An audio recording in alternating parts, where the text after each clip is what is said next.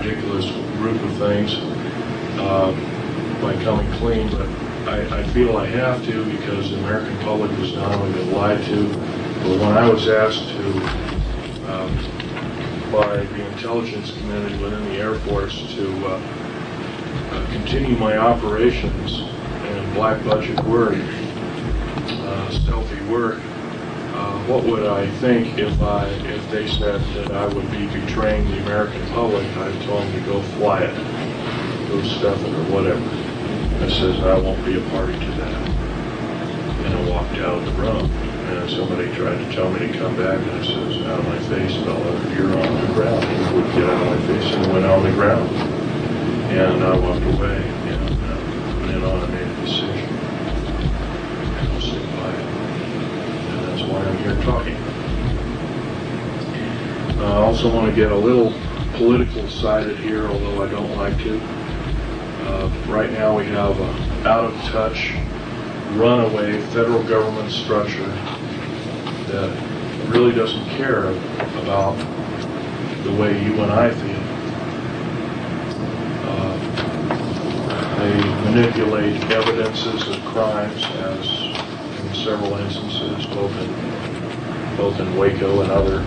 The Waco hearings should have been a wake-up call to most who were watching, even if they'd only watched a piece of it. It's once again proves the federal government structure is just running away with everybody's freedom, and they run roughshod over. They've actually become kings and queens over us. And our forefathers told us exactly what would happen if we took a certain stand. If we made laws to legislate God out of our system, we would have a similar problem. If we made laws or had too many people making laws within our government structure, we would have a similar problem that we're facing today. We're facing a form of tyranny and totalitarianism.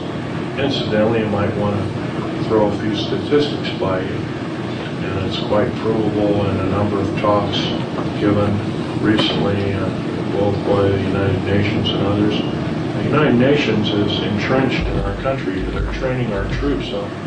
Our troops are being trained by the United Nations in the United States, and I think that's kind of an oddball system.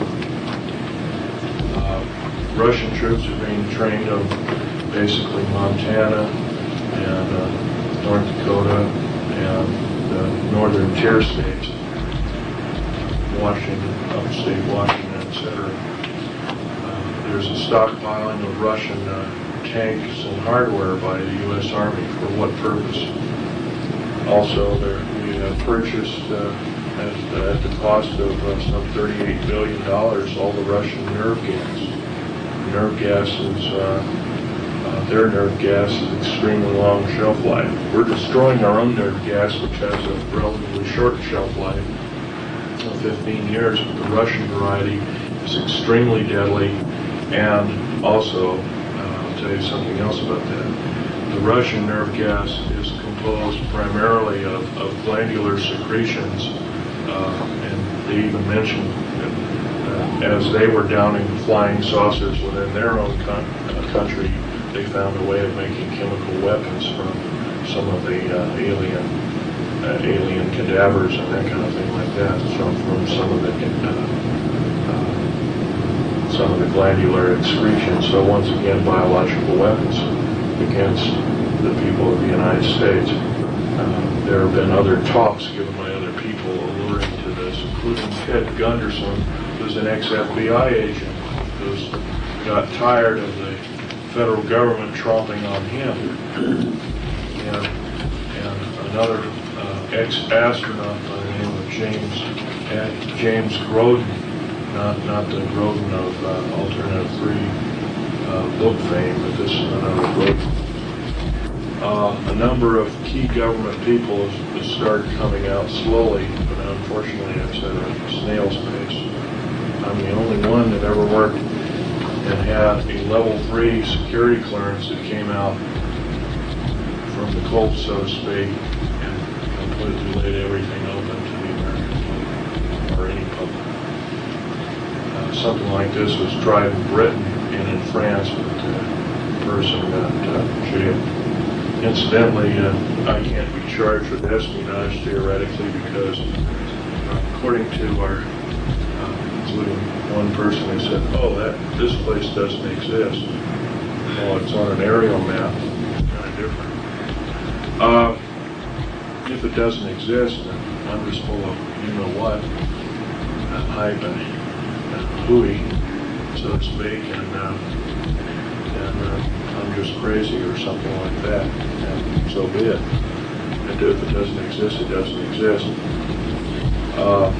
And how can I be charged with a crime on something that doesn't exist? Another thing is that to be guilty of espionage, you have to sell for dollars or cents or some form of monetary gain the information that you impart. I'm not doing that in any way, shape, or form. The talk, the lecture, isn't counted. It's actual exchange of money by another individual for the information, for the proscribed information. Well, I'm going to be getting out a few alien artifacts here and let you take a look, and you're welcome to kind of stretch your legs a little bit and see.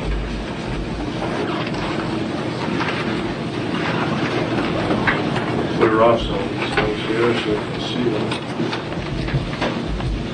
Talking about, if you look at very carefully, and I'll leave my hand lens out for you to take a peek.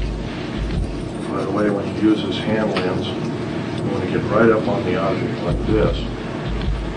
See a line going straight through with the wood layers of the cambium coming this way as whatever went through it burnt through it. It's very interesting. Awesome. And there's another out-of-place artifact, or blue part, so to speak. This is another fossil. This is at one time a cave mushroom, a fossil plant. Something cut it absolutely perfectly, like a laser, cut right through the thing, and part of it slid off, and it later got perfectly petrified, similarly to the Hiroshima and Nagasaki atomic bomb test with a similar signature. And here's this petrified, instantly petrified garlic plant. Incidentally, this is 65 to 100 million years old. This is 105 to 130 million years old. And this is roughly 30 million years old.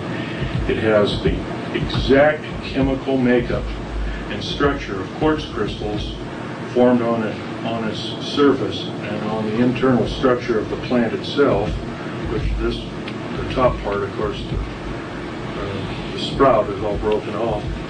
This is the sprout underneath it. And the quartz crystals are identical to material found at Hiroshima and Nagasaki at the 3-drop spot.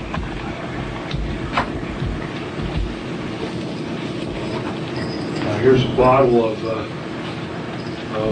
the RAM coating of the blackjacks. Of course, when they come in after their mission, they're glowing red hot, and they drip this stuff, particular material, off on this N.W.O tarmac. This isn't tar, it's a special cement, and it just drips. And maybe some of these aircraft, you might see drip spots like here and here and there and different places. So this is the material, it's like lava that drops off of it. It also contains certain alien elements, or alien reproduced elements. Here's a piece of fossil coral from Jordan, having a small particular non-fossil. It isn't a crinoid. Some of you might know what a crinoid fossil is. It's kind of like an underwater lily or plant, seawater lily, but this isn't it. This is actual machined out part, similar to a rotor fan, a miniature rotor fan. There's a small engine right there. This is element 123, which is